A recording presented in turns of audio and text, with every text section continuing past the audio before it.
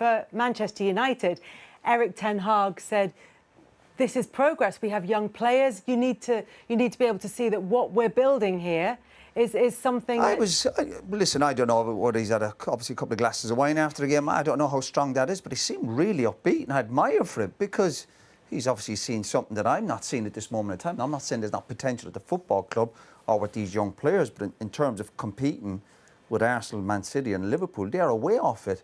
They're competing at this moment in time with Aston Villa and Spurs for that 4th or 5th position. And at this stage, they're well behind them. So I don't get his positivity, but maybe that's just me. Maybe obviously been a bit old and grumpy. But he's upbeat, but I certainly didn't see that upbeat performance. I thought 2 very good goals from Man United and a team that hung in there and stuck at it, and I give him credit for that. But if you're looking at the bigger picture, I'm not sitting back here and going, listen, Man United are on the way back. Far from it. What did you see in that performance? I just saw a lot of fight. I thought Liverpool, again, giving Man United a chance to get back into it. United did score 2 brilliant goals. Listen, the first one was a mistake, but you still have to be punished. And then you got the second goal was outstanding, but they're giving up 2 soft goals from set pieces. Again, they lost the game the other night with a set piece at Chelsea in the last minute. So all these bits of their game, they've got to tidy up. They're playing moments. I'm not sure it's a real team out there.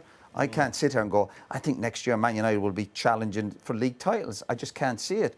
There's big expectations with recruitment in the summer and new people coming in. But there's a long way back from Man United. It's very difficult to sort of... Roy's right. You can't... After watching Man United's last few games, you know, I watched the game on Chelsea in midweek and I watched the Brentford game, was as devoid of any belief and confidence in the team. You know, I've met any Manchester United team I could think of. So for him to say that, it's hard to buy into it.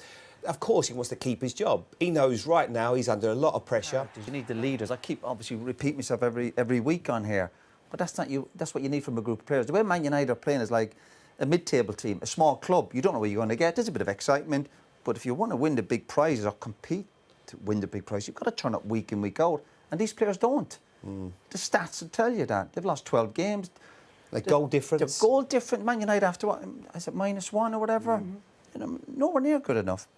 But that's problems with injury. Martinez comes in, makes a big difference at the back, but that's not the be-all and end-all, you know. And today, when I look at the players they had in midfield and going forward, Man United never looked like they're ever controlling the game. I never watch them and think that they're really in control here. They're going to pass the ball. When you watch Manchester City or even Liverpool, they have a different style, but they look in control of what they're trying to do. With Man United, I struggle to find out really what their direction is. Was he going to get given time? Only they know. Who knows? I mean, there's always pressure. If you're going to manage Manchester United, there's pressure every single day, not just every week. Do you think that Eric Ten Hag's future depends on what happens between now and the end of the season, Roy? Yeah, well, I think this season he's under pressure, and you think that top 4, top 5 is out of reach now. Can they win the FA Cup? Is that enough? I'm not sure. I would never sit here and question, you know, managers' futures or whatever. But he is under huge pressure. Of course he is. Of course he is. That's the nature of the beast. You manage Man United, the expectations there. Last year you said, oh, if they get top 4 and they win a cup, and they got it. And this year, it doesn't look they're going to get top 4. Again, the FA Cup, would that help save his job? I don't know, because that won't be easier, because obviously Man City are still involved. I think what you always want as well as a club is you want progression. Now, so if you looked at where Liverpool were last year, we had a really poor season, and how quickly Jurgen Klopp has changed that by bringing in players. They've been brilliant in their recruitment. You look at what McAllister brings in midfield. He's been fabulous in there.